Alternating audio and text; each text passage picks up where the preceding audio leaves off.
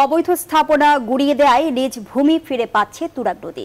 বিআইডব্লিউটির দ্বিতীয় দফা উচ্ছেদ অভিযানে বৃহস্পতিবার কয়েকটি হাউজিং স্থাপনা উচ্ছেদ করা হয়। এছাড়া এবারই প্রথম একটি অবৈধ কয়লা কারখানা নিলাম করা হয়। আর জানাচ্ছেন সিউল আহমেদ। নদী থেকে তাকালেই সামনে সবুজ ঘাস, পাশে পায়ে হাঁটার সুন্দর রাস্তা।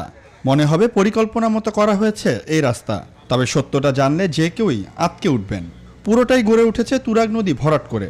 বিআইডব্লিউটি এর উচ্ছেদে উদ্ধার করা হয় নদীর এই জমি, গুড়িয়ে দেওয়া হয় হাউজিংয়ের অবৈধ স্থাপনাগুলো।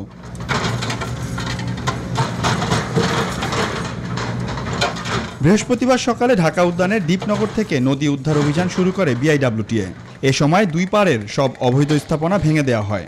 নদী খননের জন্য যে খরচ তা বহন করতে হবে অবৈধ স্থাপনার মালিকদের, এমন সুপারিশ করবে বিআইডব্লিউটিএ। এক্সকাভেটর দিয়ে এবং ড্রেজিং দিয়ে এক্সকাভেশন করতে হবে এবং এদের যে অপসারণ ব্যয় সেটা আপনার তাদের কাছ থেকে আদায় করার একটা পরিকল্পনা নিয়েছে এবং তাদের বিরুদ্ধে আইনগত ব্যবস্থা করার সিদ্ধান্ত রয়েছে। দুপুরের দিকে আশুলিয়ায় একটি অবৈধ কয়লা কারখানা উচ্ছেদ করা হয়। পরে তা নিলামের মাধ্যমে বিক্রি করে দেওয়া হয়।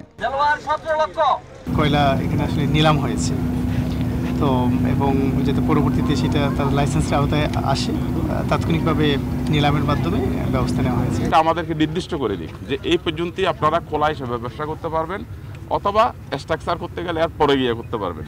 আমরা কিন্তু এই দিক নির্দেশনাটা এখনো পাই নাই। বিআইডব্লিউটি এর দ্বিতীয় পর্বের এই উচ্ছেদ অভিযান চলবে আরও 1.5 মাস। সিউল আহমেদ, আশুলিয়া, সাভার।